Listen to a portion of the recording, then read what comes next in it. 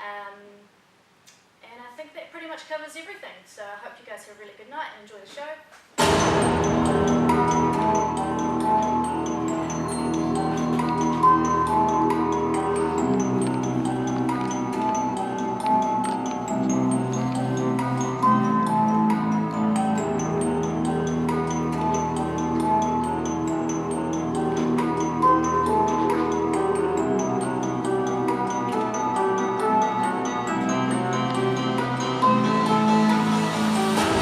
Come on, man! Let's make some noise!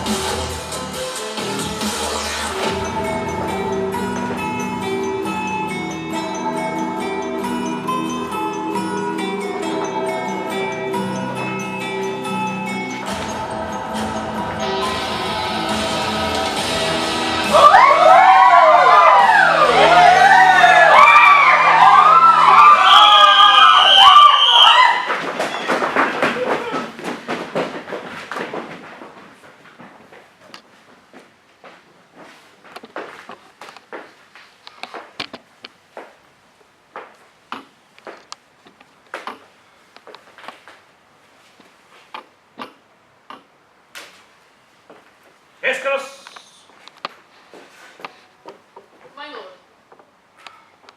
Of government, your own science exceeds the list of all advice my strength can give you. The nature of our people, our cities' institutions, the terms for common justice, you were as pregnant in as art and practice hath enriched any that we remember. I say, bid come before us, Angelo. Know that we have with special soul elected him our absence to supply. Lent him our terror, dressed with our love, and given his deputation all the organs of our own power. What think you of it, eh? If any in Vienna be worth to undergo such ample grace and honour, it is Lord Angelo. It is. Always obedient to your grace's will. I come to know your pleasure. Angelo! There is a kind of character in thy life that to the observer doth thy history fully unfold. Thyself and thy belongings are not thine own so proper as to waste thyself upon them, they on thee. In our move, be thou at full ourself. Mortality and mercy in Vienna live in thy tongue and heart. Young Aeschylus, though, first in question, is thy secondaries. Take thy commissions. Oh, now, good lord, let some more test be made of my mettle before such a noble and great a figure be stamped upon it. No more evasion! We have with 11 and prepared soul proceeded to you, therefore take your honours. Our head from hence of so quick condition that it prefers itself and leaves unquestioned matters of needful value. So, fare you well. Hopeful execution do I leave you of your commissions. Yet give leave, my lord, that we may bring you something along the way. I haste may not admit it. Nor need you, on mine honour, have to do with any scruple. Your scope is as mine own, so to qualify the law as to your own soul seems good. I love the people. I do not wish to stage me to their eyes, though we do well. Do not relish well their loud applause. The heavens give safety to your purposes. By my arms. Lead forth and bring you back in happiness. I shall desire you, sir, to give me leave to have free speech with you. A power I have, but of what strength and nature I have not yet been instructed. So with me. Let's withdraw together. I'll wait upon your honour.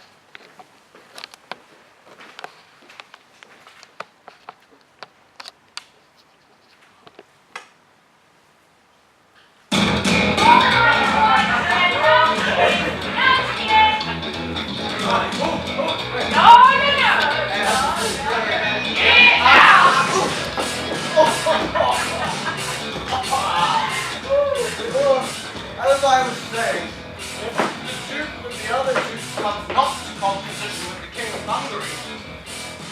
And then all the dukes will fall upon the king. You're not the king of Hungary. Thou concludest like the sanctimonious pirate. Thou wait to see you at the 10 Commandments, and then he straight one out the table, right, Barnaby? Oi, Barney, straight one out the table. And thou cannot steal. No, at any rate. Why, it was a commander to command the captain and all that he put forth to steal. There's not a soldier of our soul that in the Thanksgiving before me do relish the position while the praise for peace. Oh, why not? Grace is grace despite of all controversy. As for example, thou thyself art a wicked villain despite of all grace. Behold, behold, where our Madam Mitigation comes. I've purchased as many diseases under her roof as come to, To what, I pray? judge. To $3,000 a year. Aye, that and more. The, French crown more.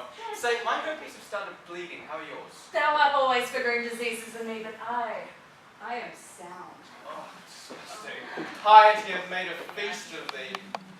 Now, in which of your hips is the more profound sciatica? Well, there's one yonder arrested and carried away was worth 5,000 of you all. Who's that, I pray thee? Marry, sir, that's Claudio. Senor. Senor Claudio, to prison? 'Tis not so. Nay, but I know 'tis so. I saw him arrested, saw him carried away, and, which is more, within these 3 days, his head to be chopped off. And yet, after all this fooling, I will not have this so. Art thou sure of this?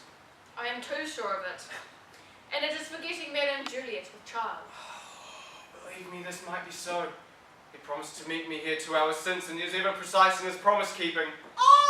Come, up, away.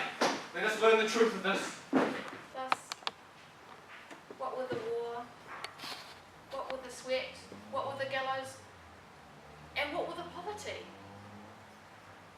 On custom shrunk. How now? What's the news with you? You have not heard the proclamation, have you? What proclamation, man? All of the houses in the suburbs of Vienna are to be plucked down. And what shall become of those in the city? They shall stand for siege. They had gone down too, mistress. But shall our houses of resort in the suburbs be plucked down as well? To the ground, mistress. Why, here's a change indeed in the Commonwealth. What shall become of us? Come, fear you not. Good counsellors lack no clients. Though you may change your place, you need not change your trade. I'll be your tapster still. Courage, you that have worn your eyes out almost to the service, you will be considered. Claudio! Here comes Claudio, let thy cover to prison.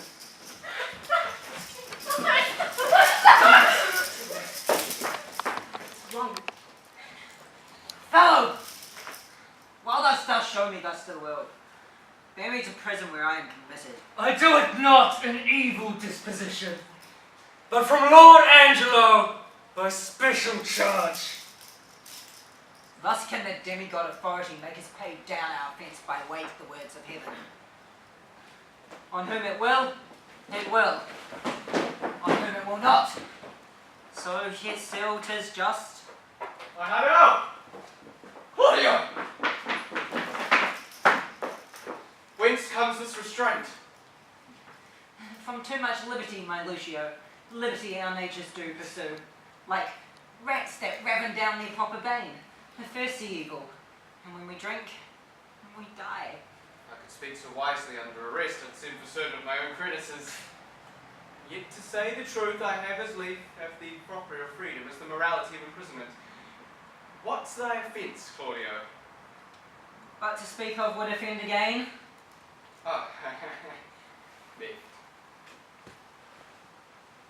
Murder? Double parking? Oh no. Lechery. Call it so. Way, sir, you must go. A word, good friend.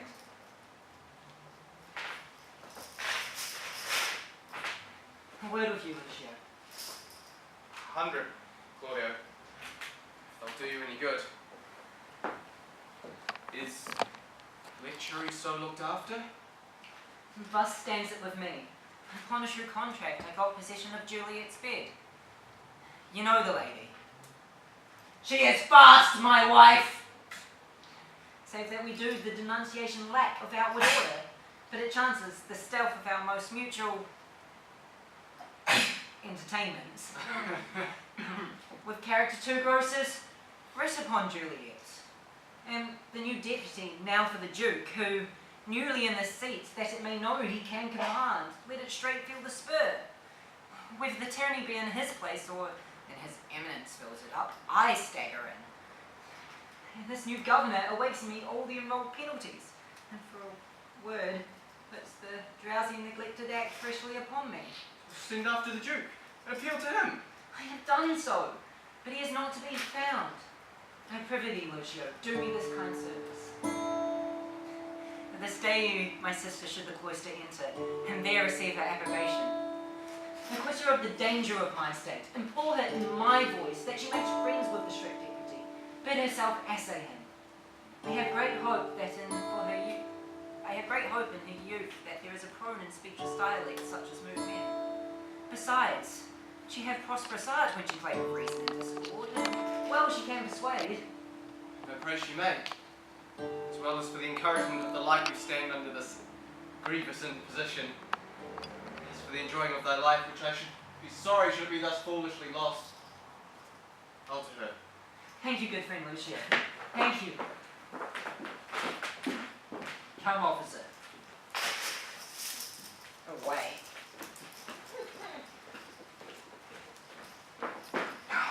My holy sister, none knows better than you how I have ever loved the life removed, and held in idle price to haunt assemblies where youth and cost and needless bravery keeps. I have delivered to Lord Angelo my absolute power and place here in Vienna, and he supposes me travelled to Poland. But so I've strewn it in the common ear, and so it is believed. Now, holy sister, you will demand of me why I do this. Gladly, my lord. We have strict statutes and most biting laws. The need forbids and curbs the headstrong weeds, which, for these 19 years, we've let slip like an o'er-grown lion in a cave that goes not out to hunt. So, our decrees, dead to infliction, to themselves, are dead. It is rested in your grace to unloose this part of us as we please. Since it was my fault to give the people scope, it would be my tyranny to strike and gall them for what I bid them do. For we bid this be done, and we give evil deeds their illicit pass, and not the punishment. Therefore, indeed, my sister, I have on Angelo imposed the office. Nay, in the ambush of my name, strike home. Therefore, my sister, supply me with the habit, and instruct me how I may formally in person bear me like a true friar. Angelo is precise, stands on a guard with envy, scarce confesses that his blood flows, or that his appetite is more to bread than stone. Thus, you may see, if power changes purpose, what our seamers be.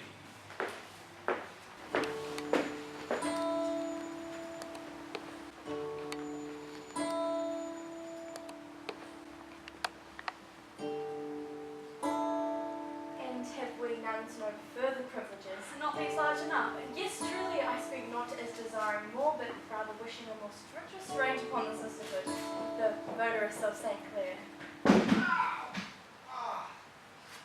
Who locks a fucking church door? Hello? Peace be in this place. It is a man's voice. Gentle Isabella, turn you the key and know your business of him. When you have found, you must not speak with me, but in the presence of the prioress, then if you speak, you must not show your face, or if you show your face, you must not speak. I said peace be in this place, let me in, you grumpy crow. He calls me, I pray you, answer him.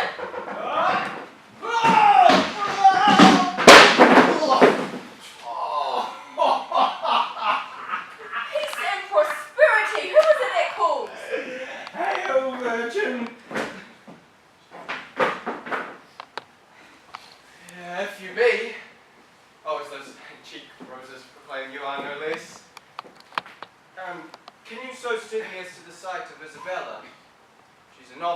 place. A fair sister to her unhappy brother Claudio. Why her unhappy brother, let me ask? I am Isabella and his sister. Oh, gentle and fair, your brother kindly greets you, not to be weary with you, but he's in prison. For what? For that, if myself had been his judge, he should get his punishment in thanks. He hath got his friend with child. Sir, maybe not your story. It's true, I would not. Though it is my familiar sin with maids to seem the lapwing into jest, I hold you as a thing in sky and in sainted, to be talked with in sincerity. You do blasphemy the good in mocking me. Do not believe it. Pureness and truth is thus. The brother and his lover have embraced. Never as those that feed grow full, ever so her plenteous womb now expresses its full tilth and husbandry. Someone with child by him. My schoolmate Juliet. Yes, she is. Well, let him marry her. That's the point. See, the Duke is very strangely gone from hence.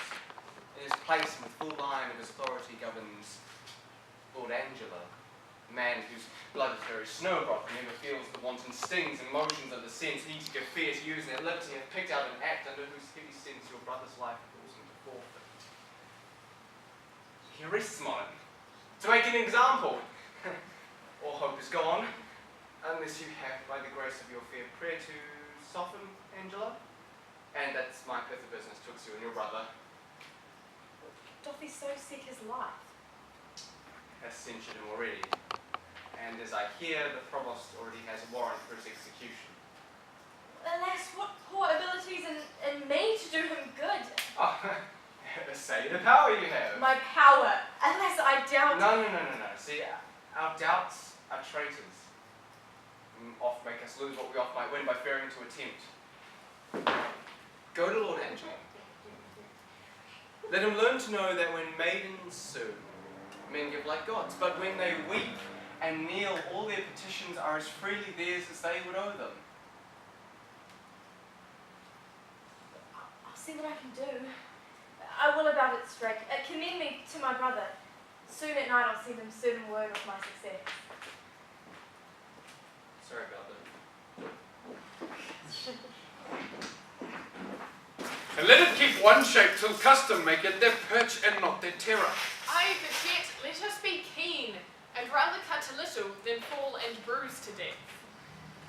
Let but your honour know, whom I believe to be most straight in virtue, that in the working of your own affections had time coed with place, or place with wishing, or that the resolute acting of your blood could obtain the effect of your own purpose, whether you are not at some point in your life, at this point in which you now sense a hint, and pull the law upon you.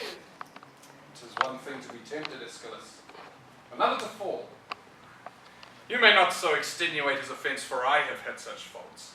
But rather tell me, when I that censure him do so offend, let mine own judgment pattern out my death, and nothing come impartial. Sir, he must die. See that Claudio be executed by 9 tomorrow morning. Bring him his confessor, and let him be prepared, for that is the utmost of his pilgrimage. Well then, heaven forgive him, and forgive us all. Some rise by sin, and some by virtue fall. Come, bring them away! If these be good people in the commonweal that do nothing but use their abuses in common houses, I know no law. Bring them away! How now, sir, what's your name, and what is the matter? If it please your honour, I am the poor Duke's constable, and my name is...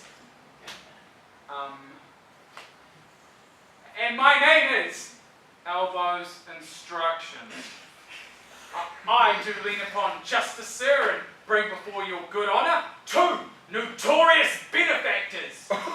Benefactors? What benefactors are they? Are they not malefactors? If it please your honour, I know not well who they are, but what precise villains they are. Go to, of what quality are they of? Why dost thou not speak, Elbow? Oh, he can't, sir. He's out at elbow. And what are you, sir? He's, a tapster, sir. Parcel board. 1 serves one who serves a bad woman, whose house was, as they say, plucked down in the suburbs, and now she professes a hothouse, which I think is a very ill house too. How dost thou know this? My wife, ma'am, whom I detest before heaven and your honour. Thy wife? Ma'am, my wife, whom I thank heaven is an honest woman. Dost And thou detest her, therefore? I say, ma'am, I will detest myself also as well as she. That this house, if it not be a bawd's house, it is pity of her life, for it is a naughty house. How dost thou know this, constable? My wife, ma'am, who, if she'd been a woman cardinally given, might have been accused of fornication, adultery, and all uncleanliness there. Look, she came in great with child and with longing, serving your honour's reverence for well, stewed fruits. That means testicles. Come, sir, you are a tedious fool to the purpose. What was done to Elbow's wife that he hath cause to complain of? Tell me what was done to her. Your honour cannot come to that yet. This will last out a night in Russia where nights are longest there. I'll take my leave, hoping you'll find good cause to whip them all. Okay. Come, sir, what was done to Elbow's wife? Once more. Once. There's nothing done to her once. Well, sir, what did this gentleman to her? Your honour, look upon this gentleman's face. Master Barnardine, look upon your honour. Doth your honour see any harm in this face? Doth your honour mark this face? Yes, I'll be supposed upon a book. His face is the worst thing about him. The good bit, his face be the worst thing about him, because have he done the constable's wife any harm? He's in the right. Constable, what say you to it? First, and it's like you, the house is a respected house. Next, this is a respected fellow, and his mistress is a respected woman.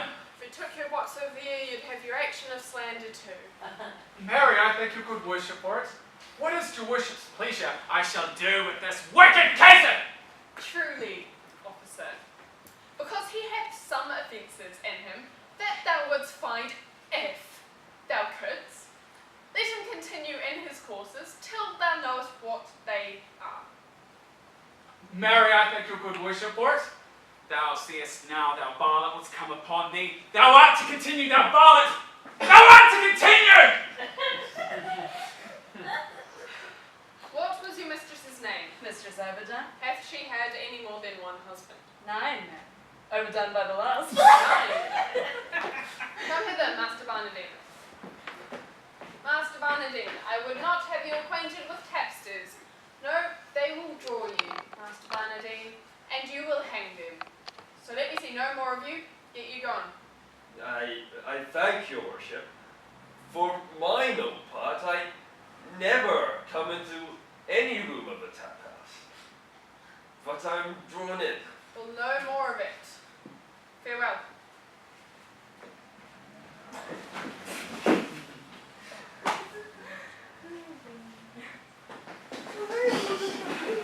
It's Mr. I was instructions to you. What's your name, Master Tapster? Pompey. Pompey. You are partly a board, howsoever you colourish in being a tapster, are you not? Oh, I am but a poor fellow that would live. Oh, but how would you live, Pompey? By being a board? What do you think of the trade, Pompey? Is it a lawful trade? Well, you know, if the law would allow it. The law will not allow it, Pompey, and nor will it be allowed in Vienna. Do you mean in geld and splay all the youth of our city? No, Pompey. Well, in this poor fellow's opinion, you will to it then. They're a pretty ordered beginning, I can tell you. 'Tis but heading and hanging. If you head and hang all the youth of our city, you'll be lucky to give out a commission for more heads. I advise you, Pompey, do not find yourself before me again upon any complaint whatsoever. No, not for dwelling where you do. If you do, I shall have you whipped. So for this time, Pompey, farewell. Oh, I thank your good worship for your counsel, but I shall follow it as the flesh and fortune better determine. Whip me? Let a carman whip his jay. The valiant heart is not whipped out of thy tray.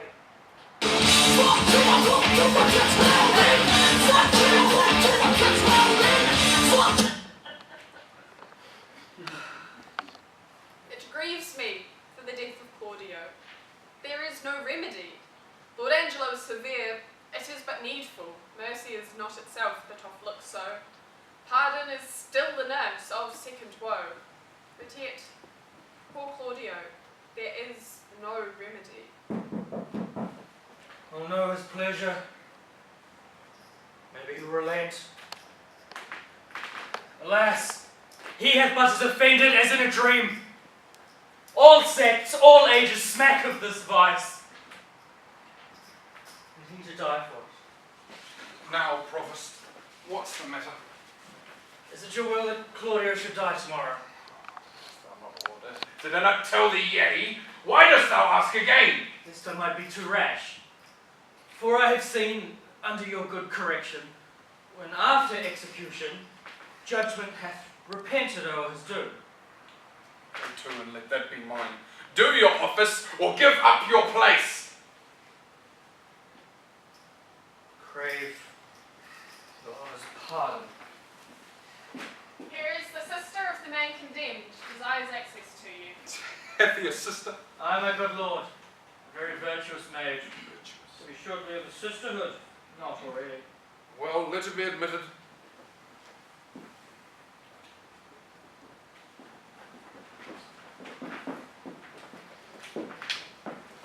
Stay a while. You're welcome. What's your will?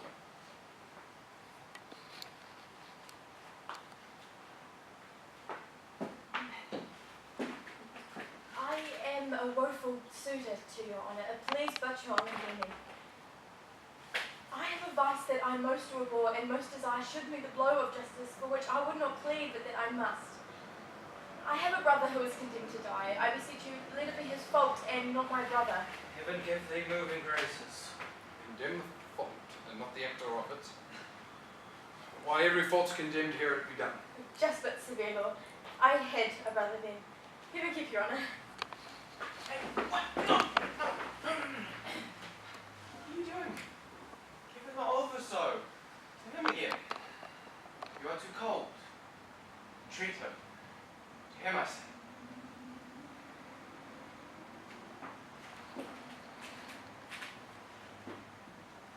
Must he needs die?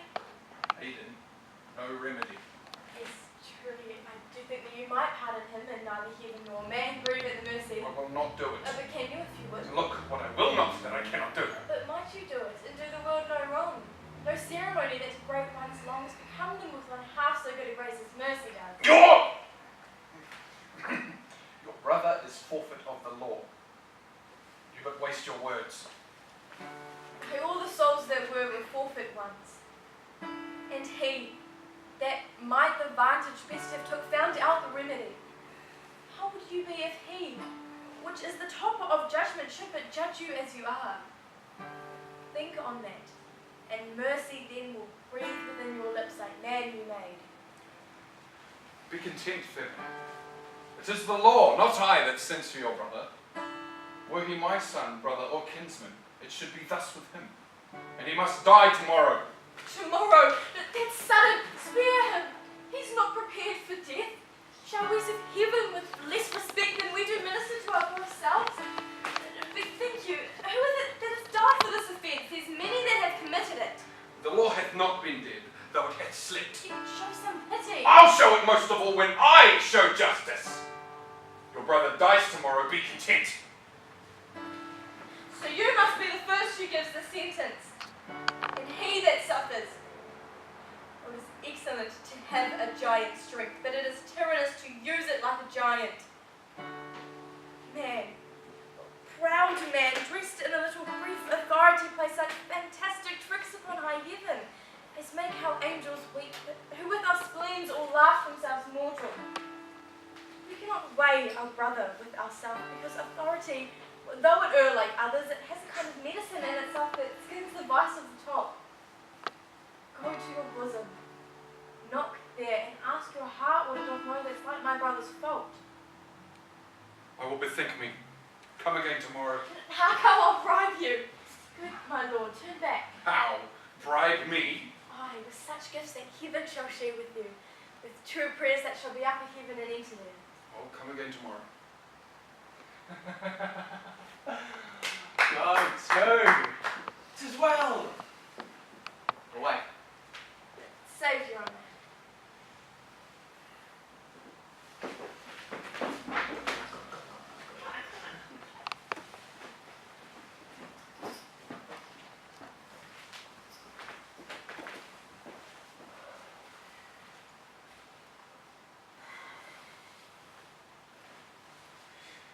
What's this?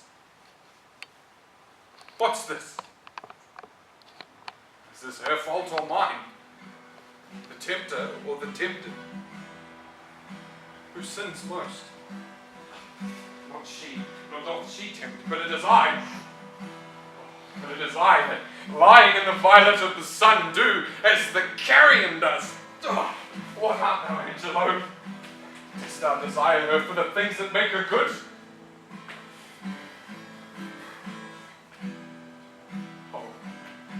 Let your brother live. Thieves, for their robbery, have authority when judges steal themselves. Oh, cunning enemy! To catch a saint with saints doth bait thy hook!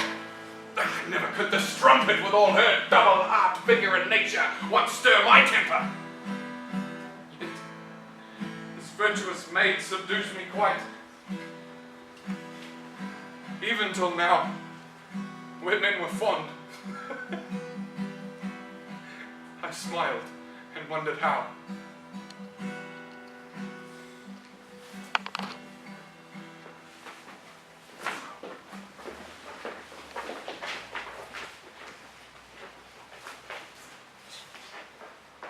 Hail to you, Provost. Hail to you, Provost. So I think you are. The Provost, what is your will, good friar? I am come to visit the afflicted spirits here in the prison, that I may minister. That we can. Team. That I may administer to them accordingly. I would do more than that, more when needful. Look. Here is one.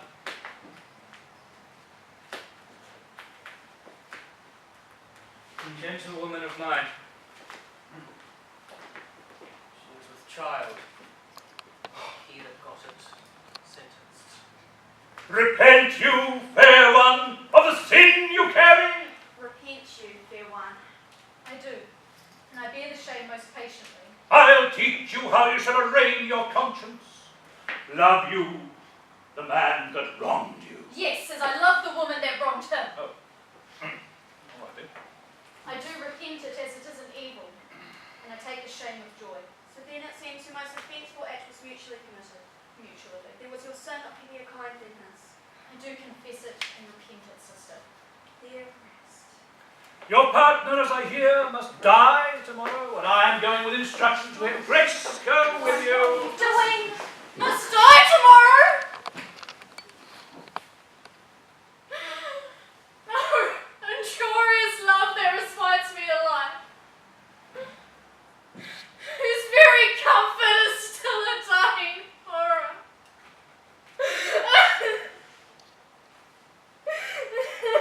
Pity of him.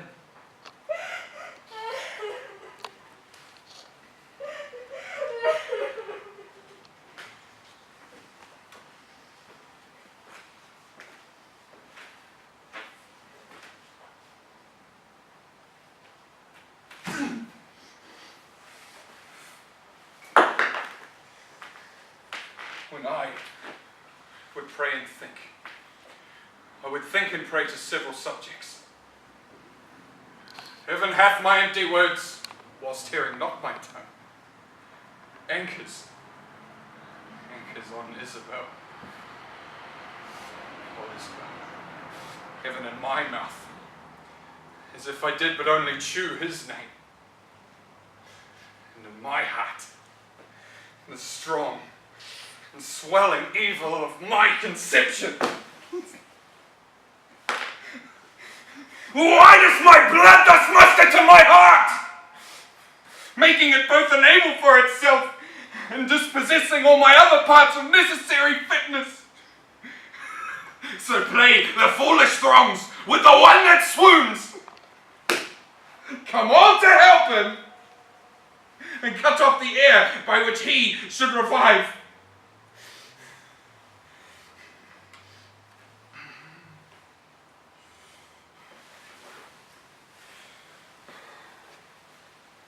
How now, fair maid? Come to know your pleasure. That you might not, would much better please me than demand what 'tis. Your brother cannot live. And yet, he may live a while, and it may be as long as you or I, but he must die. When? That it is reprieve longer or shorter? Tis set down so in heaven, but not on earth. Say you so? Then I shall pose you quickly. Which had you rather? The most just law now took your brother's life, or to redeem him? Give up your body to such sweet uncleanliness as she that can stain. Sir, believe this, I rather give my body than my soul. I talk not of your soul. How say you? Nay, I'll not warrant that, for I can speak against what I say. Might there not be a charity in sin to save your brother's life? Please you to do it, that I do beg his life. If it be sin, will heaven let me bear it? Nay, your sins pursues not mine. Either you are ignorant or seem so craftily. Let me be ignorant and in nothing good, but graciously to know I am no better. To be received plain or speak more gross. Your brother is to die, Tis so. and his offence, as it appears, is accounted with the law upon that pain. So admit no other way to save his life, as I subscribe not that nor any other. You must lay down the treasures of your body to the supposed, or else let him suffer. As much as my poor brother is myself. That is, if it were I that were under the terms of death, the impression of keen whips I'd wear as rubies. And strip myself to death ere I'll yield my body up to shame. Well, then must your brother die? Better it were a brother that died at once than that a sister by redeeming him should die forever. Or were you then not as cruel as the sentence that you have slandered so? Lawful mercy is nothing kin to foul redemption. I something do excuse the thing I hate for his advantage that I dearly love. Nay, we are all free. Else let my brother die. If only fairy, but only he can owe and succeed thy weakness. Nay, women are frail too. As the glasses where they view themselves. Woman, heaven help me in the creation man, profiting by them. Let me be bold. I do arrest your words. But be that you are, that is, a woman. If you be more, well then you are none. Show it now by putting on the destined livery. I have no tongue but one. Gentle, my lord, let me entreat you speak the former language. Plainly conceive.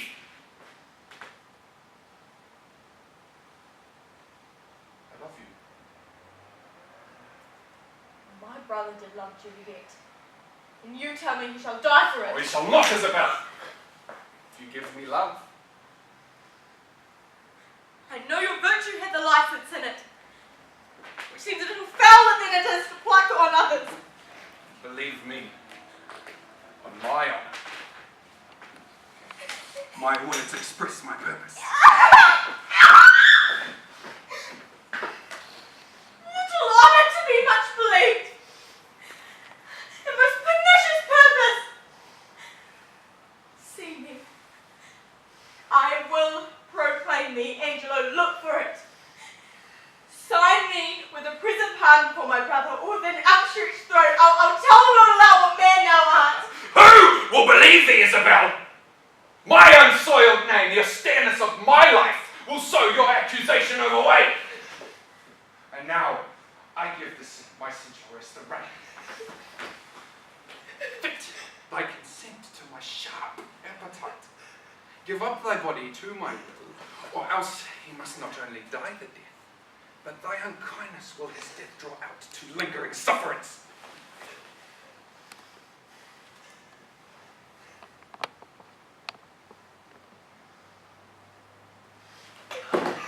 Answer me tomorrow, or by the affection that thou guides me most, I'll prove a tyrant to them.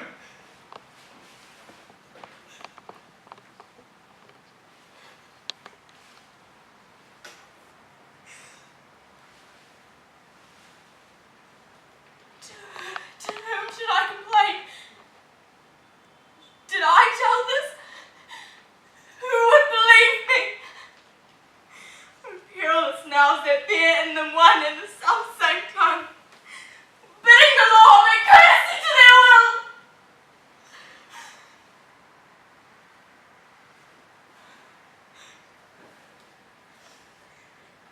I'll hold to my brother.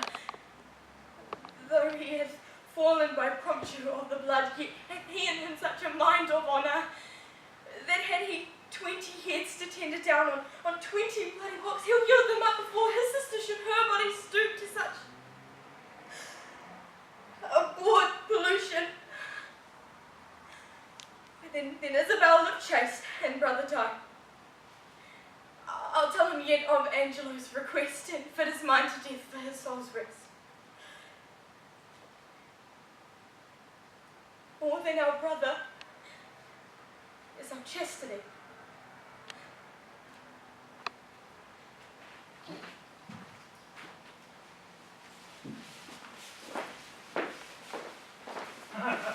So then, you hope a pardon from Lord Angelo. The miserable have no other medicine but only hope. I hope to live, but am prepared to die. Be absolute for death. Either death or life shall thereby be the sweeter. Reason thus with life. If I do lose thee, I lose a thing that none but fools would keep. Thou art death's fool. For him thou labourest by thy flight to shun, yet runnest toward him still. What's yet in this that we call life? Yet death we fear that makes these odds all even. Most holy sir, I thank you. To sue, to live, I find I seek death, and in seeking death, find life. Let it come on. Peace here, grace and good company. Dear sir, ere long I'll visit you again. Thank you, good friar. Thank you. My business is a word or two for you. And very welcome. Look, Signor, he's your sister. Promised. A word with you. Say as you please. Bring me to hear them speak, where I may be concealed.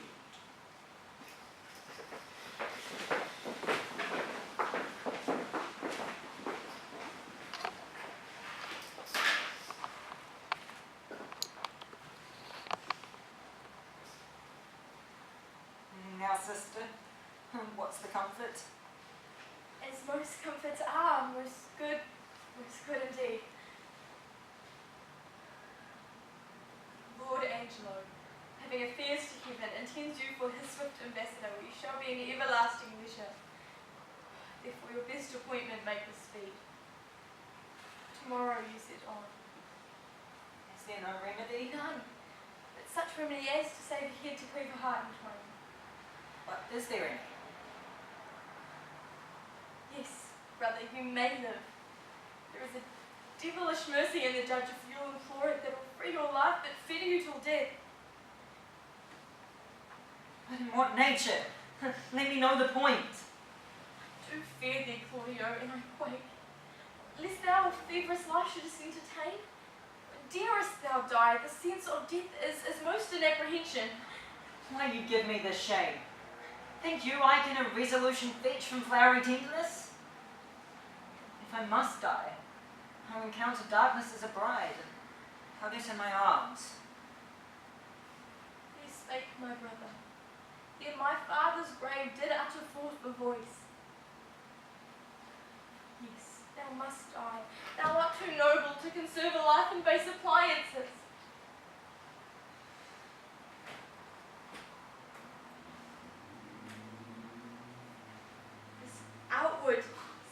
deputy is yet a devil. His filth within being cast to appear upon as deep as hell. The Prince Angelo. 'Tis the cunning livery of hell. The damnedest body to invest and cover in Princy guards. Dost thou think, Claudio, if I would yield him my virginity, thou mightest be free? Heavens, it cannot be. Yes, he would give it thee from this rank offence, so to offend him still. This night's the time that I should do what I abhor to name, or else thou diest tomorrow. Has he affections in him that thus can make him by the law by the nose when he would force it? Sure, it is no sin. Nor of the deadly seven it is the least. What is the least? If it was so damnable, he being so wise, why would he for the momentary trick be totally fined, Isabel? What cease, my brother? Death is a fearful thing.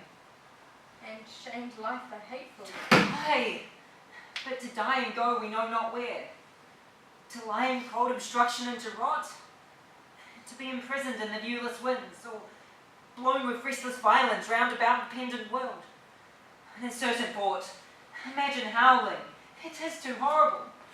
The weariest and most world-loathly life, their age, pecuniary imprisonment can lay on nature as a paradise to what we fear of death. Alas. Alas. Sweet sister, let me live.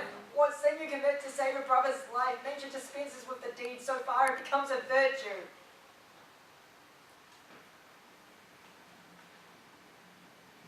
Faithless coward, please. Oh, dishonest wretch. Will there be made a man out of my vice? Is it not kind of empty to take life from mine own sister's shame? What should I think? Even shield my mother, played my father fear for such a wolf to the wilderness, ne'er should form of blood. But take my fire! Nay, hear me, Isabel! Fine! Thy sin's not accidental, but a trade. Mercy to thee would prove itself abhorred. I'll pray 1,000 prayers for thy death. No word to save thee. Hear me, Isabel! Vouchsafe a word, young sister. But one word. Might you dispense with your leisure, I would by and by have some speech with you. I have no superfluous pleasure. My stay must be stolen out of others' affairs. Then I will tend you all one. Son, I have overheard what has passed between you and your sister.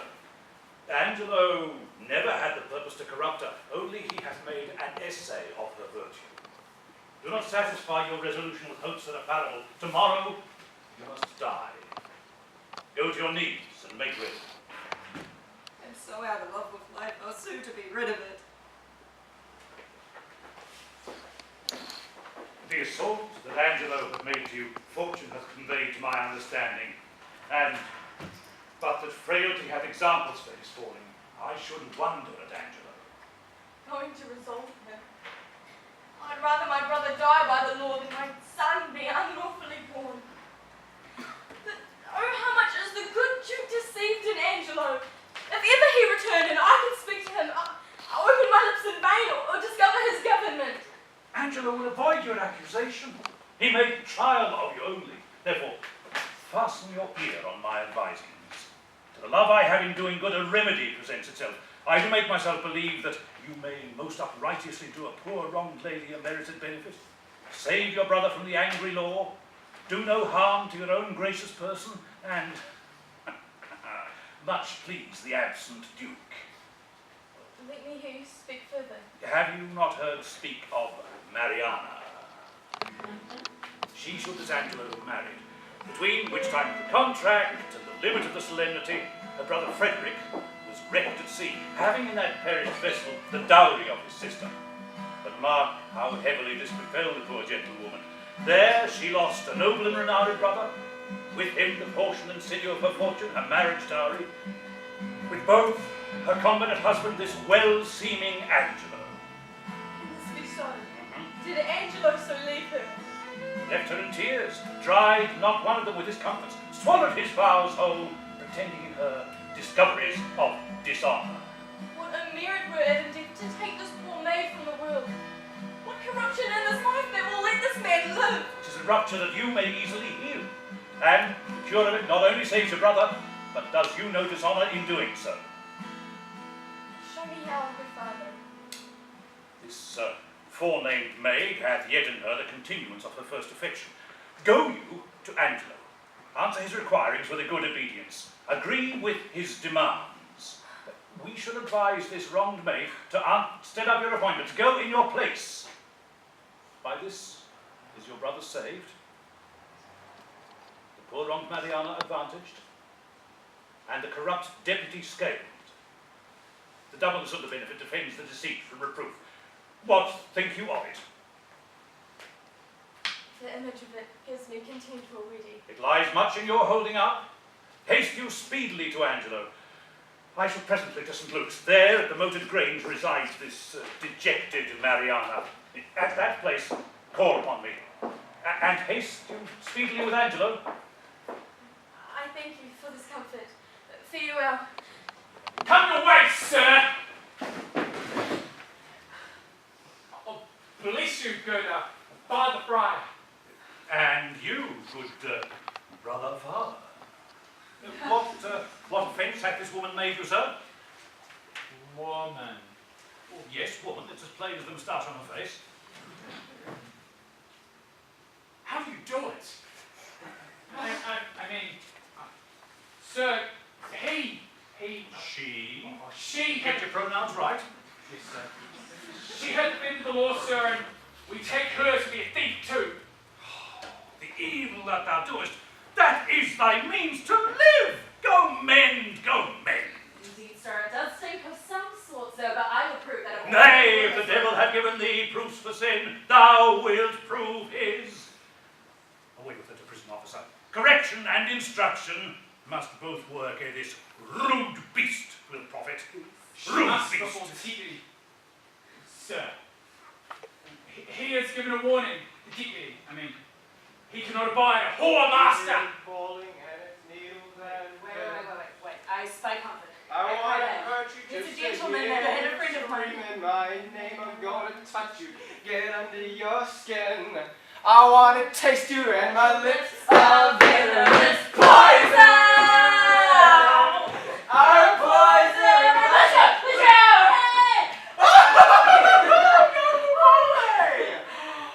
How doth thy morsel, thy mistress, procure she still, huh? She's so good, she hath eaten up all her beef, and is thus in the tub. Oh, why, 'tis the right of it. If your fresh gore becomes a powdered board, an unshunned consequence it must be so. Yeah.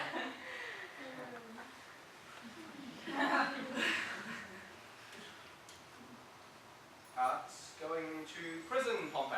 Yeah! Faith, sir. What? 'Tis not a miss farewell, say I send you to the... for Dick Pompey for how? For being a board. For being a board.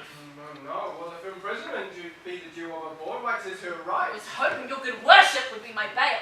No, indeed, I will not, sir. Adieu, trusty Pompey. Come away, sir. Man, well, whatever you Get are. here, Pompey. Go. You know what? Your cave was stupid.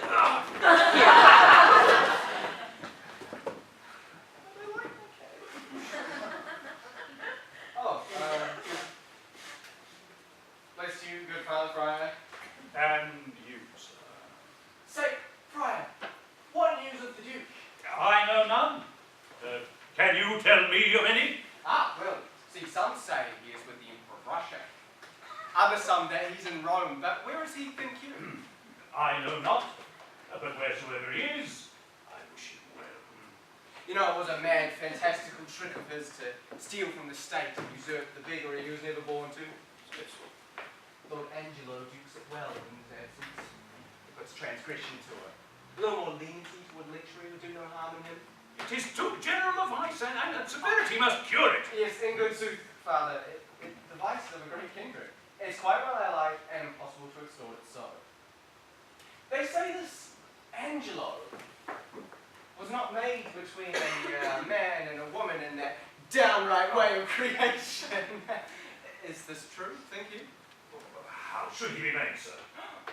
Well, some report that a sea maid spawned him. Others some that he was begot between two stockfishes. But it is known that when he makes water, his urine is congealed ice! That I know to be true! How unpleasant, sir, and speak apace! And yet, what a ruthless thing this is for the rebellion of a codpiece to take away the life of a man. Would the Duke who is absent have done it? No. You see, he had some feeling of the sport. He knew the service, and that's what instructed him to mercy. I never heard the absent Duke much detected to women. He was not inclined that way. Oh, sir, you are deceived. It is not possible. His use was to put a ducat in a clack dish. Two crotchets in him. He'd be drunk too, that let me inform you. You do him wrong, surely. Sir, I was an inward of his, Who were you? and a greater file of the subject. Held the Duke to be wise. Wise? Why, no question but he was. A very superficial, ignorant, unweighing fellow. Whether this is envying you, folly, or mistaking. If it be more, it is much darkened in your malice. Sir, I know him, and I love him. Love? What should better knowledge? And knowledge is dear enough. Come, sir, I know what I know. I cannot believe that, since I know not you know not what you speak. But ever the absent Duke return, as our prayers are he may, let me desire you to make your answer before him. I pray you, sir. Your name. Well, sir, my name is Lucio, well known to the Duke. My tiny bones! No more, no more! How? Mighty strong grip for a friar. Canst thou tell if Claudio died tomorrow or no? Why should he die, sir? Why? For, you know, filling a bottle with a tundish. Marius Claudio is condemned for untrussing. My lady, this is a place. That's my cue. Farewell, good friars. I prithee, pray for me. What shots of holy water thou do. Might no greatness immortality can sense escape.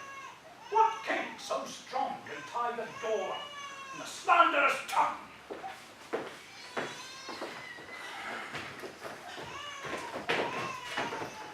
My lady, be good to me.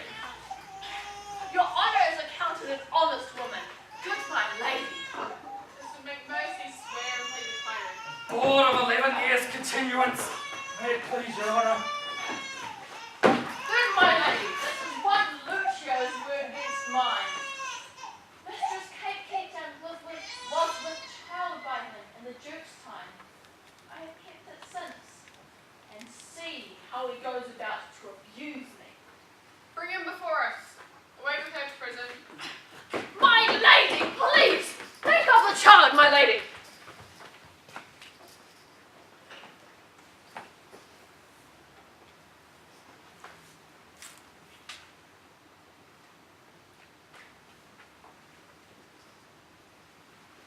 I pray you, of what disposition was the Duke? One that, above all other strife, contended especially to know himself. What pleasures was he given to? Rather rejoicing to see another married than marry at anything which professed to make him rejoice. A gentleman of all temperance. I am made to understand that you await Claudio visitation. He professes to have received no sinister measure from his judge, but most willingly humbles himself to the determination of justice, and now is he resolved to die. You have paid the heavens your function, and the prisoner the very debt of your calling. I have laboured for the poor gentleman to the extremest shores of my modesty, but my brother Justice have I found so severe that he has forced me to say he is indeed justice. I shall go resolve with him. Farewell. Grace go with you.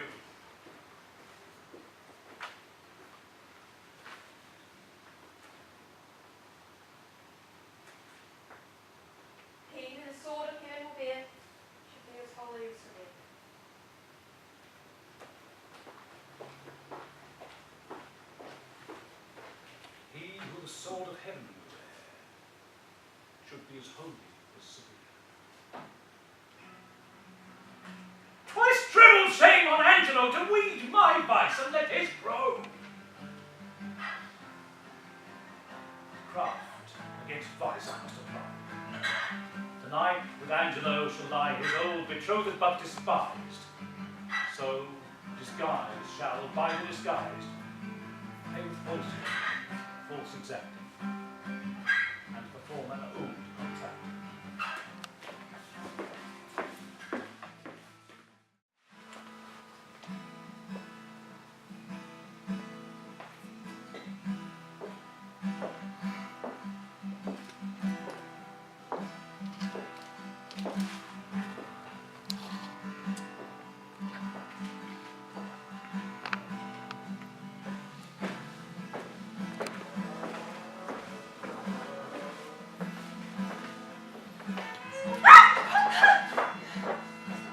Stop.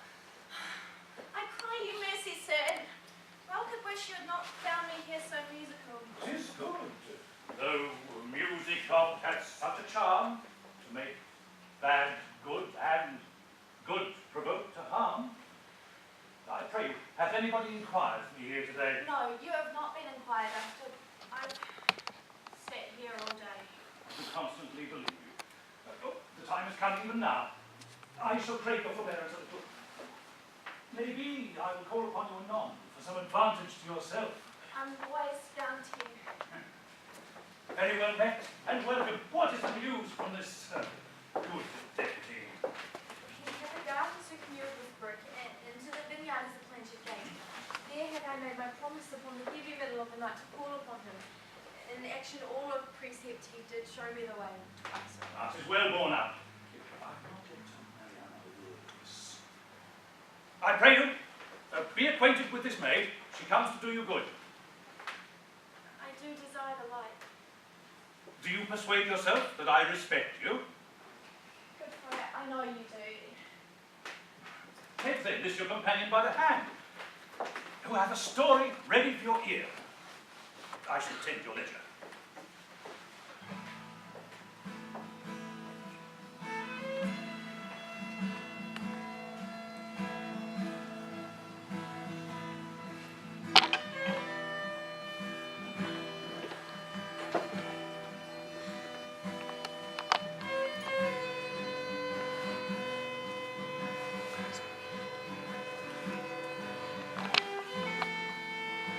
But make haste, the vaporous night approaches.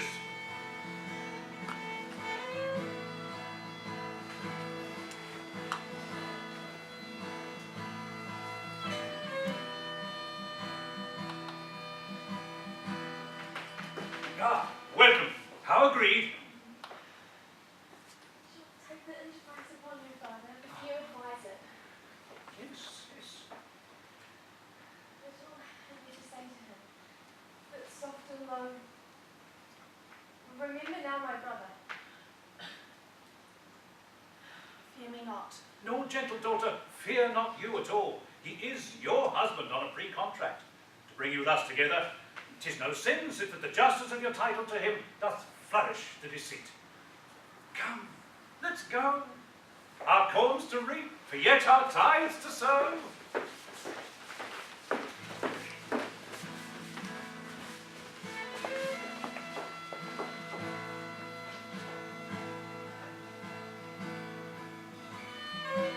And when you stand praying, if you hold anything against anyone, forgive them, so that your Father in heaven may forgive your sins.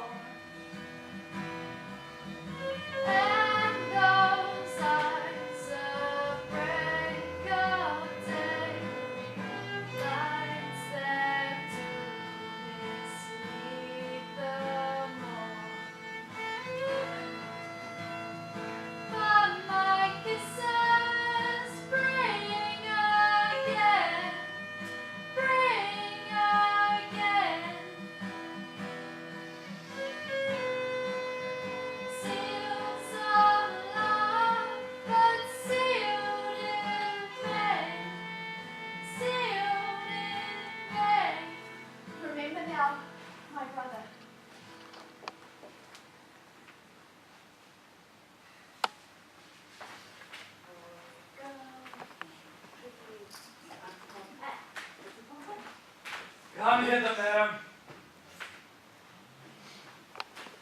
Can you cut off a man's head? Tomorrow morning are to die Claudio and Bernardine. Now here in the prison we have a common executioner who in his office lacks a helper. If you'll take it upon yourself to assist him, it will redeem you from your gyves. I've been an unlawful woman, time out of mind, but yet I'll be content to be your lawful hangman. What ho? Executioner! Where's the executioner there?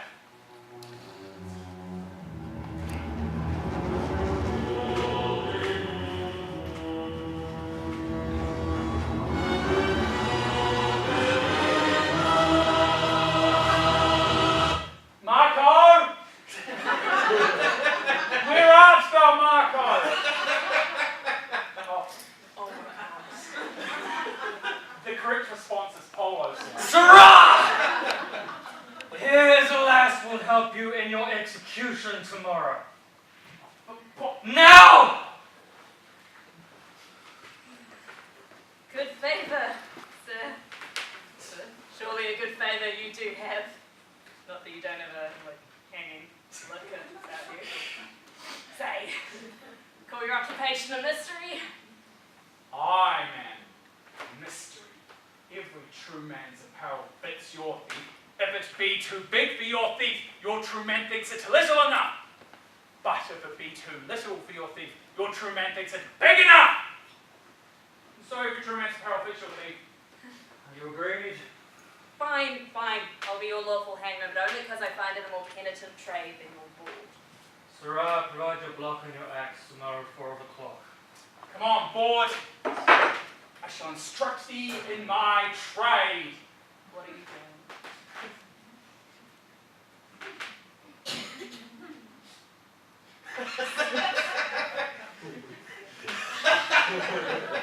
Follow! Do I have to? Yes.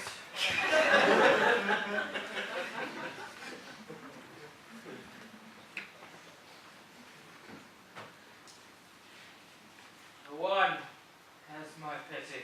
Where's the strip club in prison? Not a jot the other.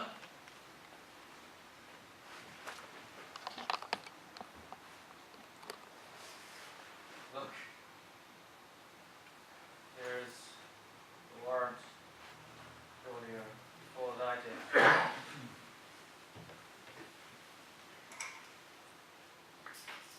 It's now almost clear dawn.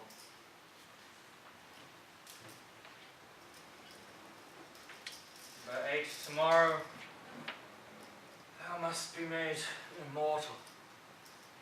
Even give thy spirits comfort. Oh, by and by, there was some pardon or reprieve for gentle Claudio. The best and wholesomest spirits of the night envelop you, good provost. Who called here of late? None since the curfew rung. What news is for Claudio? Some in hope. Have you no countermand for Claudio yet? But he must die tomorrow. None. Sir, none. As near the dawning as it is, provost, you shall hear more ere morning. And here comes Claudio's pardon. This is a gentle provost. Seldom when the steeled jailer is the friend of men.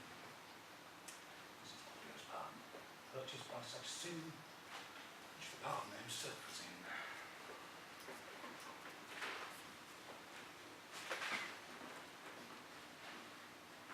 Ah, now, sir, what news?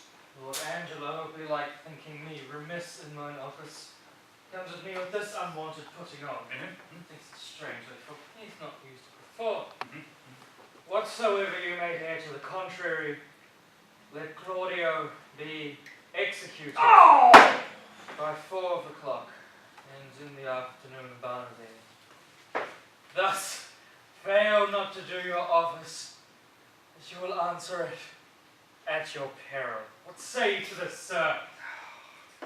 What is that Bernardine that is to be executed in the afternoon?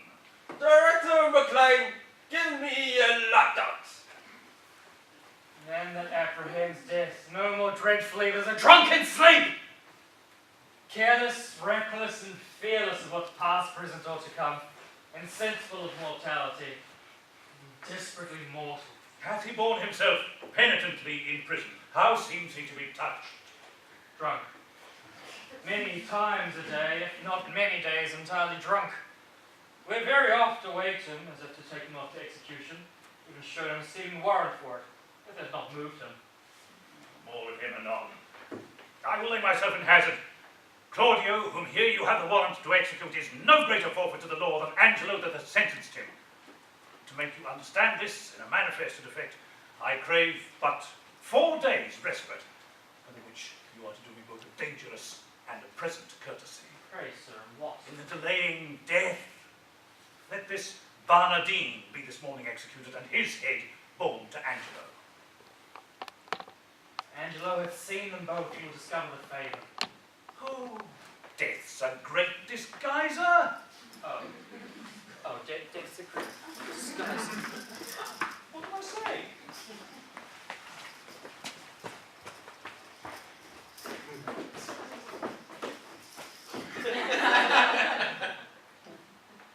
And you may add to it.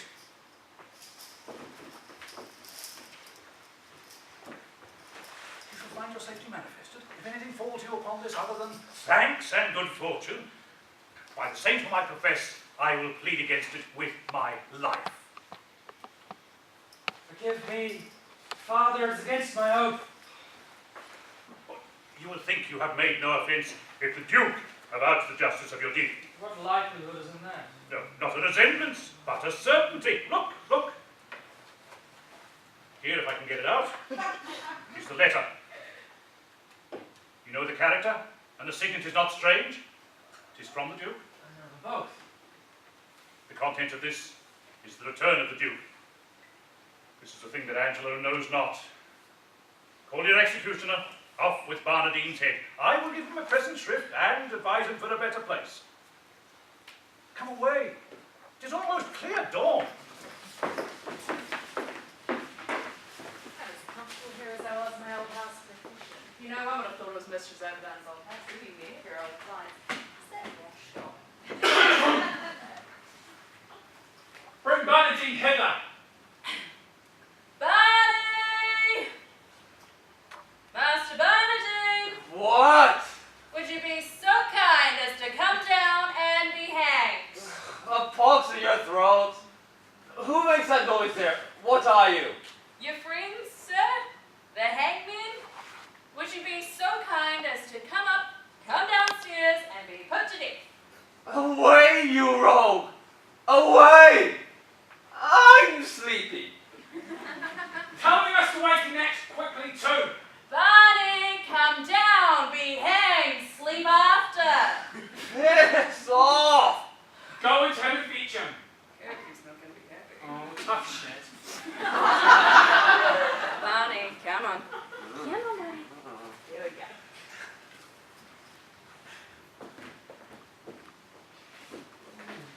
Oh no, what's the news with you, elbows instructions? Truly, sir, I desire you to clap into your prayers for her. Look you! The warrants come! You rogue! I'm not fitted for it. I've been drinking all night. You know, all the better, because he that drinks all night at his hammer time in the morning sleeps sounder all the next day. Sir, Next day. induced by my charity, and hearing how hastily you are to depart, I am come to comfort you. Comfort you. Pray with you. Friar, not I. I've been drinking out all night and now have more time to prepare me. I will not consent to die this day, that's certain. No, sir, you must, and therefore, I beseech you, look forward on the journey you shall go. I swear I will not die today for any man's persuasion. If you have anything to say to me, come to my ward, for thence will not I today. I shan't beast getting shit-faced.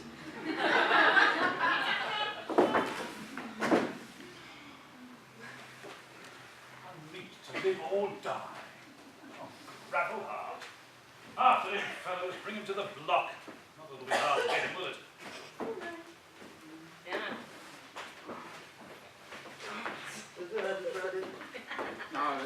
that Sunday.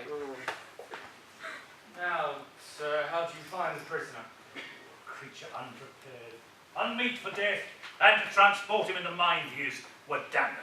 Yo ho, a pirate's life for me. We drink, we drive, and then we die.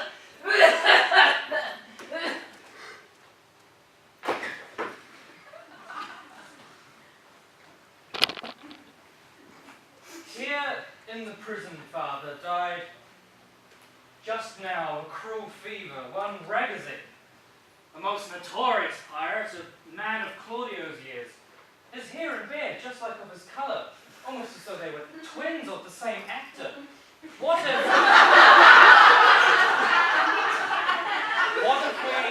we were to omit that reprobate and send the head of Ragazine here, more like to Claudio? Oh, 'tis an accident that heaven provides. Barnardine must still die. And how shall we continue Claudio? There's danger I might be in if he were found alive. Let this be done. Put them in secret holds, both Barnardine and Claudio. You shall find your safety manifested. A dispatch, and send ahead to Angelo.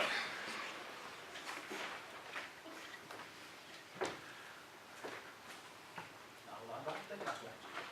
The promised he shall get them, whose contents shall witness that I am near at hand, and that by great injunctions I am bound to enter publicly. And from thence, we shall proceed with Angelo.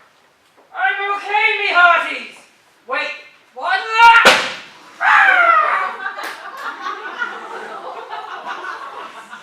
There's the head. Oh! There. Convenient, is it? Make a swift return, for I would commune with you of things that want no ear but yours. Aye, my lord. I'll make all haste.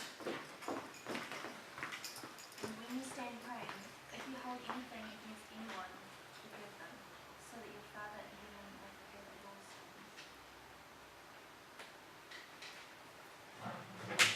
Oh, by your leave. I would keep her ignorant of the good, to make a heavenly composite despair when it is least expected. Good morning to you, fair and gracious daughter. The dear given me by so holy a man. Has the deputy sent my brother's pardon? He hath released him, Isabel, from the world. His head is off and sent to Angelo.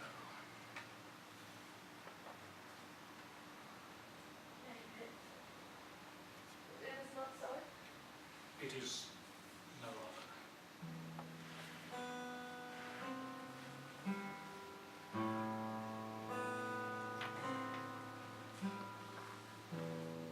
Then I will.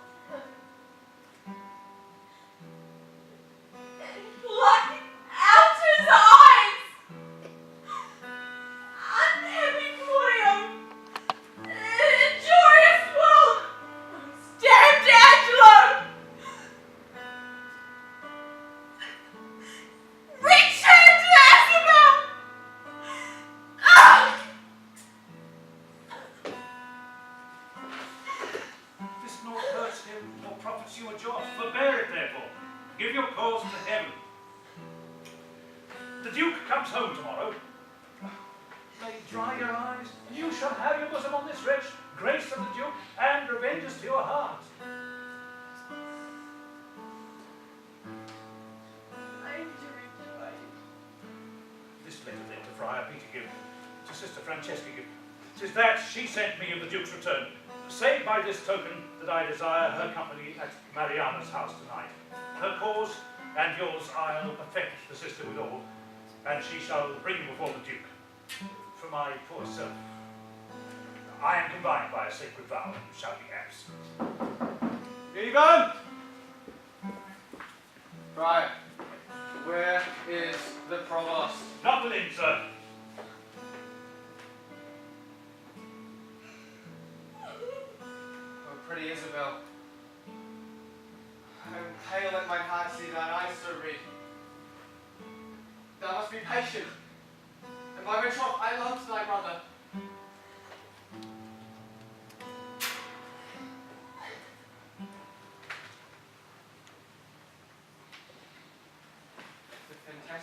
Duke of Dark Corners had been at home. It had lived. So the Duke is marvellous little beholding to you for your reports, but the best is, he lives not in them. Friar, thou knowest not the Duke as well as I do. I shall please know you better before the end of the week. Good night to you, sir. Nay, sir. I'll go with thee to the end of the lane. I can tell thee pretty tales of the Duke. Sir, you have told me too many of them already, if they be true.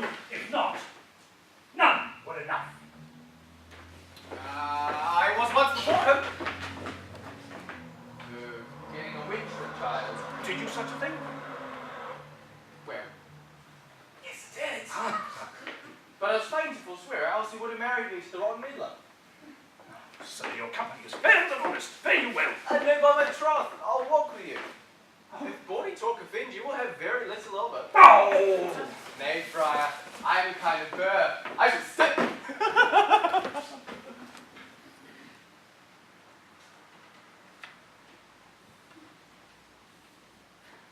Provost!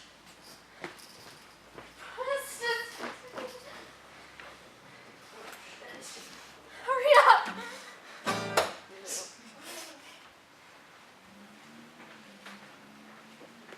Every letter he hath read has dispatched other. Most uneven and distracted manner. His actions show much like to madness. Oh, pray heaven his wisdom be not tainted.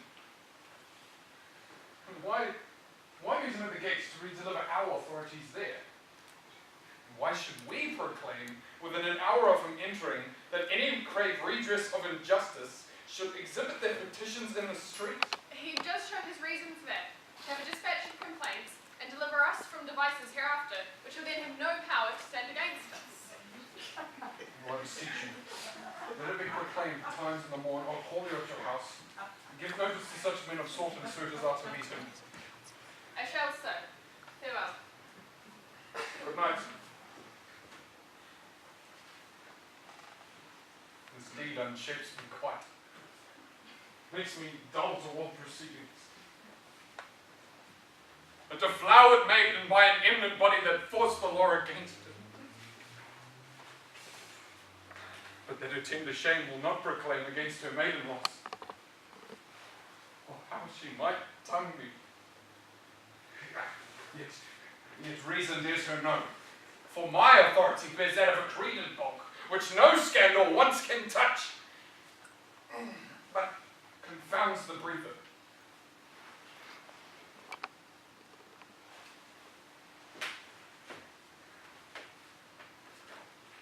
We should have lived.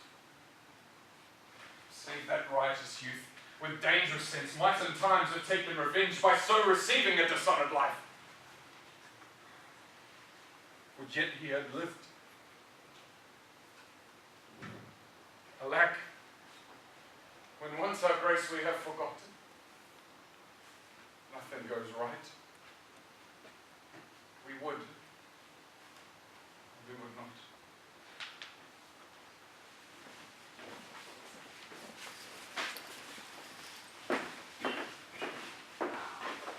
The provost knows our purpose and our plot. The matter being afoot, hold you ever to our special instruction and keep the drift, though sometime you do blench from this to that as court judgments. It shall be speak well.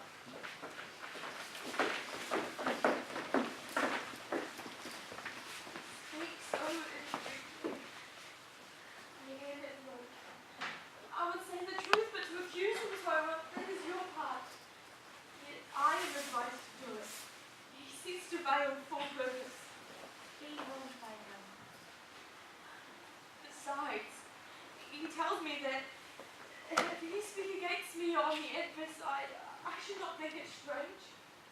'Tis a physic that's bitter to sweet end.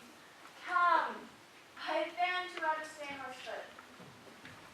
We may have such vantage of the Duke. Sister out.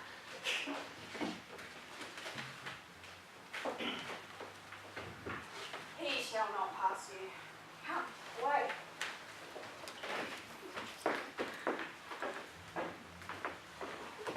Ah, my very worthy cousin, then met our old and faithful friend, we are glad to see. we've made inquiry of you, and we hear such goodness of your justice that we cannot but hold you forth to come to public thanks. Have you returned me to your room, Drake? You make my bond still greater. Oh, your dessert speaks loud, and we should wrong it to lock it in the wards of covered bosom. Give me your hand, and let the subject see. Now little time speak loud and kneel before him. Justice, O royal Duke, veil your regard upon a wronged I would have fain have said a maid. Relate your wrongs. In what? By whom? Be brief. Here is Lord Angelo shall give you justice. Worthy Duke, you bid me seek redemption of the devil. Oh, my lord, her wits I fear me are not firm. She hath been a suitor to me for her brother, cut off by course of justice. And she will speak most bitterly and strangely. Most strangely, but yet most truly will I speak. That Angelo is forsworn, is it not strange?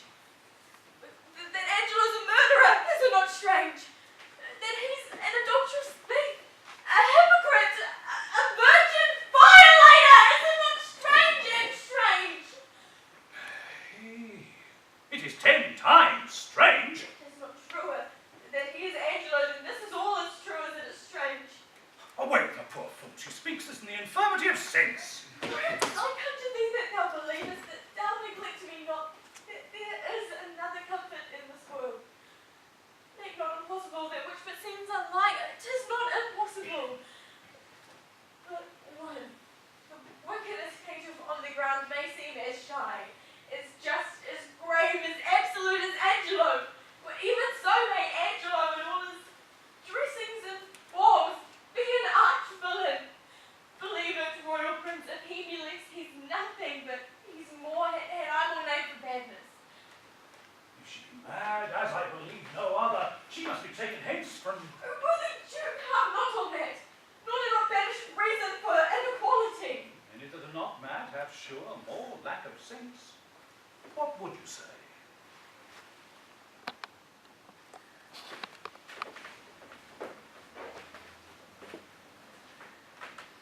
I am the sister of one Claudia, condemned upon the act of fornication to lose his head, condemned by Angelo.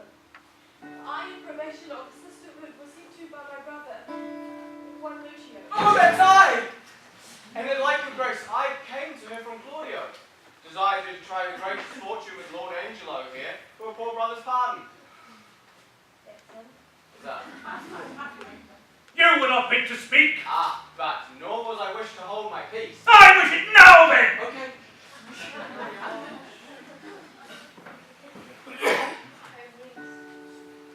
Pernicious Kate in particular in brief.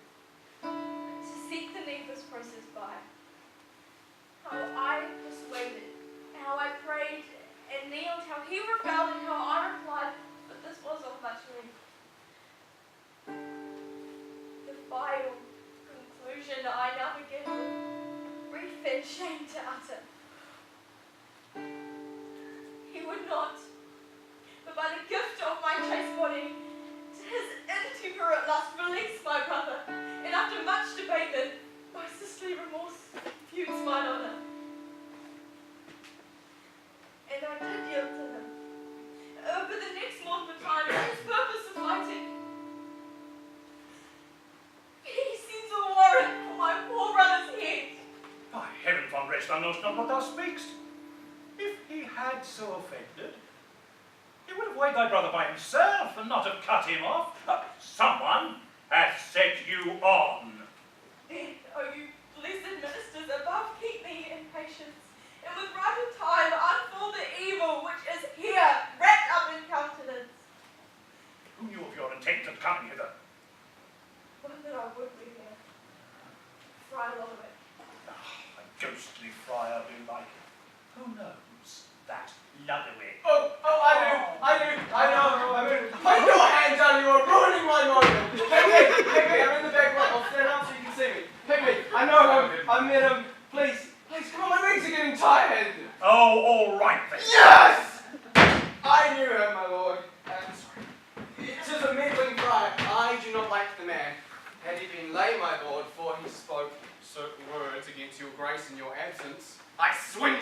only. Words against me?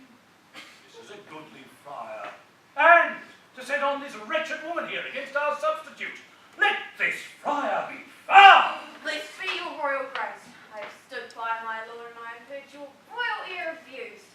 First, if this woman most wrongfully accused your substitute, who is as free from touch or soil for a sheep and one of God.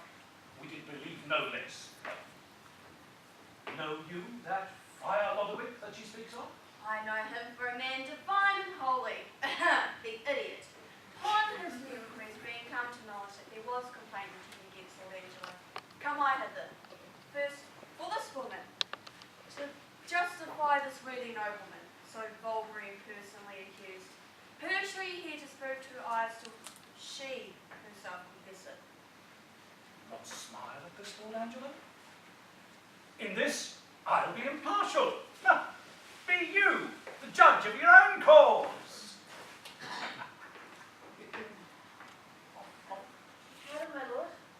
I will not unveil until my husband bid me. What, you married? No, my lord. Are you married? No, my lord. A widow, then? Neither, my lord. If none of the above, my lord, she might be a hooker! Oh, wow. I do confess I ne'er was married. I have known my husband, but my husband knows not that ever he knew me. Now I come to it, my lord. She that accuses him of fornication in self-same manner doth accuse my husband. Is she more than me? Not that I know. No. You say your husband. Wait, just my lord. And that is Angelo, who thinks he knows he ne'er knew my body, but knows he thinks that he knows Isabel's. This is a strange abuse. Let's see thy face. My husband bids me. Now I will unmask.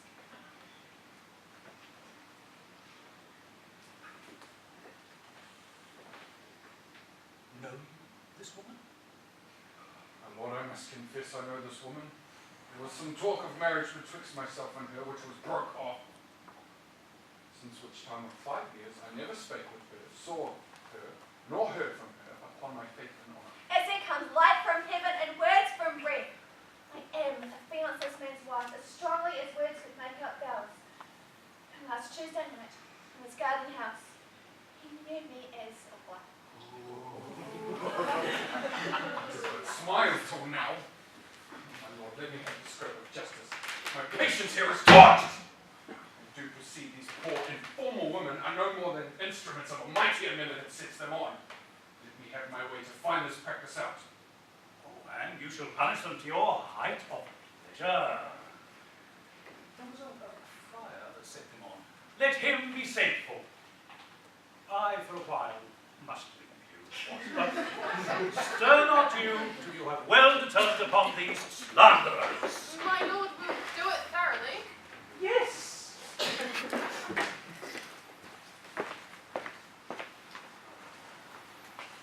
Signor Lucio, did you not say you knew this friar to be a dishonest person?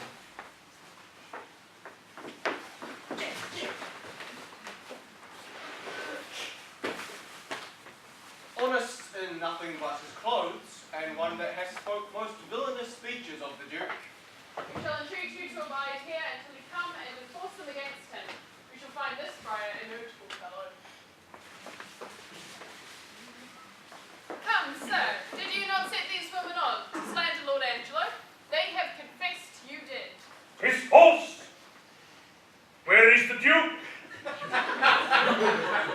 If he should hear me speak. The Duke is in us, and we shall hear you speak. Look, you speak justly. Boldly at least. But who are souls? Come you to seek a man here at the FOPS? Why, thou unreverend and unhallowed friar, is it not enough that thou suborned these women to accuse this worthy man, but in foul mouth and in the presence of his proper heir, to call him villain? Be not so hot. My business in this state made me a looker-on here in Vienna, where I have seen corruption, boil and bubble, till it o'errun the stew. What can you vouch against him, Signor Lucio? this the man you spoke of? 'Tis he, my lord. Do you know me? I remember you, sir, by the sound of your voice. I met you at the prison in the absence of the Duke. And do you remember what you said of the Duke there? Was he not a fool, a fleshmonger, and a coward, as you then reported him to be? You indeed, sir, must change places with me ere you make that my report. You indeed, sir, spoke so of him, and much more, much worse. I protest, I love the Duke, as I love myself. Did I not pluck thee by the nose for thy speeches? Oh, come, sir, come, sir, come, sir. Show us your knave's visage, and a pox to you. Show us that sheep-biting face, and be hanged in an hour. Why, you bald-pated, lying rascal, you must be hooded, mustn't you? Oh, shit. Speak not away, sir. The friar and you must have a word anon. Lay hold on him. Oh, Mary! Yes, she's a friend. She'll tell you this has all been a huge misunderstanding. There's absolutely nothing. These are mine. I prove worse than a hanging.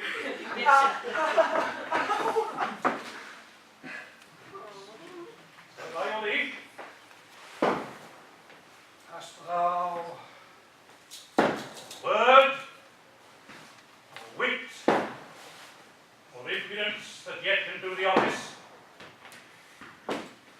Dread Lord, I should be guiltier than my guiltiness. To think that I can be so indiscernible, no longer session hold upon my shame. But let mine own confession be my trial. Immediate sentence and sequent death is all the grace I beg. Oh, no. Say, wast thou e'er betrothed to this woman? I was, my lord. Go. Take her hence and marry her. Come hither, Isabel. Your friar is now your prince.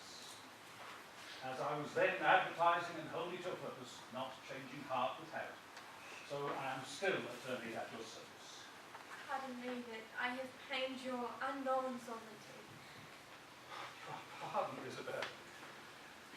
Your brother's death, I know, sits at your heart. You may marvel why I obscured myself, labouring to save his life, and would not rather make rash remonstrance of my hidden power than let him so be lost. But, peace be, little brother. That life is better life, past fearing death, than that which lives to fear. So, happy is your brother. Thank you, my lord. For this new married man, what you hear, you must part for Mariana's sake. But as he adjudged your brother, the very mercy of the law cries out most audible, even from his proper tongue. And Angelo for Claudio. Death for death. We do condemn thee to the very block where Claudio stood to death. Haste still pays haste, and leisure answers leisure. Like doth with like, and measure still for measure. Oh, my good lord! I hope you will not mock me with a husband. It was your husband mocked you with a husband. His possessions, although by confiscation they are ours, we do instate and widow you withal to buy you a better husband. My lord, I crave no other husband, nor no better man. Never crave him, we are definitive. My good lord! Sweet Isabel, take my part. They say best men are moulded out of faults, and become much more the better for being a little bad. So may my husband. Lean me your knees. In all my life to come, I'll leave you all my life to do you service. Against all sense you do importune her. Should she kneel down in mercy of this fact, her brother's ghost is Most fate. bounteous sir.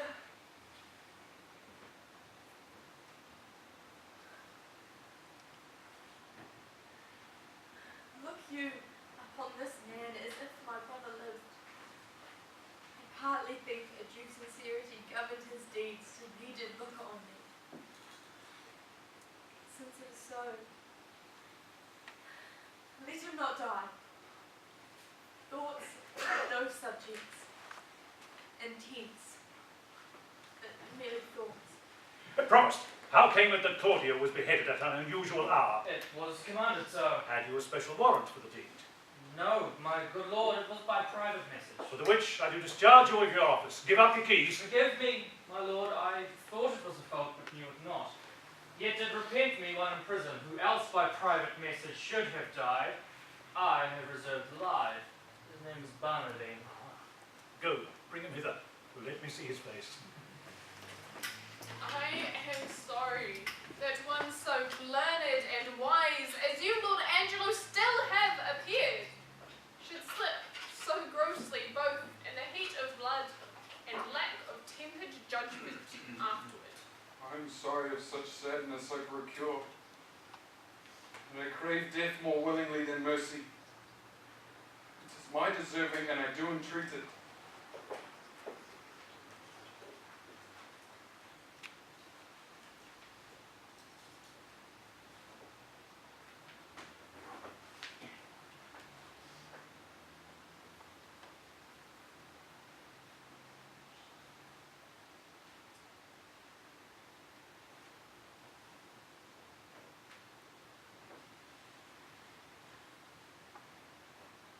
When you stand firm, if you do anything against anyone, forgive them. And our Father in heaven, forgive us for our sins.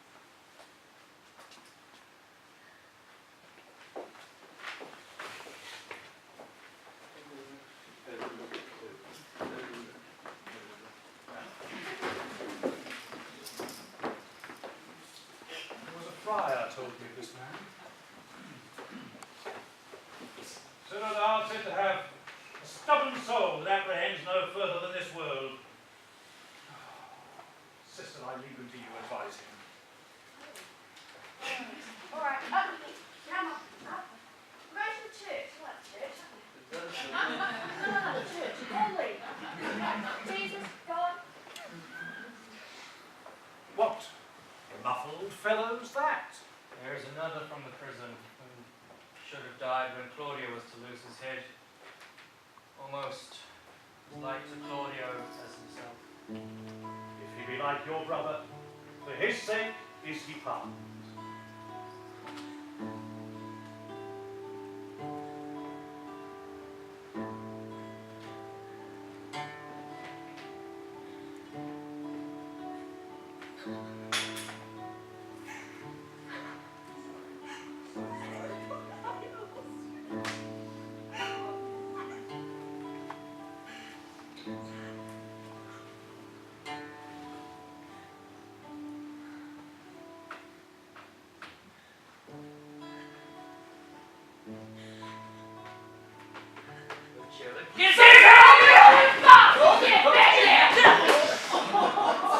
Here's one in place I cannot pardon. You, sir, that knew me for a fool, a coward. Wherein have I so deserved of you that you extol me thus? Lady, sir, I've spoken according to the trick. Oh, the trick. Yeah. Oh, if you'll hang me for it, you may. But I'd rather it please you that I be whipped. Whipped? Yeah. Yeah. Whipped first, sir, and hanged after. Oh, no. Provost, proclaimed about the city. Is there any woman wronged by this lewd fellows? I have heard him swear himself was one whom he begot with child. Let her appear. He shall marry her. What? You can't marry me to a whore. Oh no. As you said, even now I made you a duke. Do not recompense me in making me a cuckold. No, I don't wanna.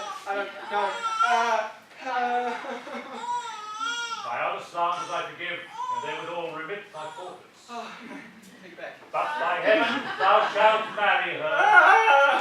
No, but marrying a prostitute, my lord, is pressing to death, weapon and hanging. Slandering a prince deserves it. I'm not daddy material!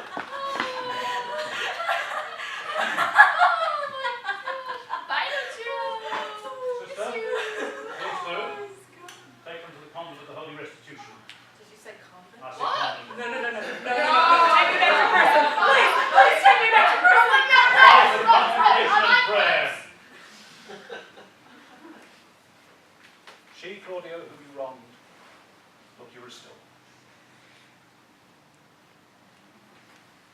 Joy to you, Mariana. Love her, Claudio. I have confessed her, and I know her virtue. Thanks, good friend Aeschylus, for thy much goodness. There's more behind it, there's more branch of it. Thanks, Provost, for thy care and secrecy. We shall employ thee in a worthier place. Angelo, forgive him that brought you the head of Ragazine for Claudio's. The offence pardons itself. Dear Isabel, I have a motion much imports your good, whereto, if you'll a willing ear incline. So, bring us to our palace, where we'll show what's yet behind that's meet you all should know.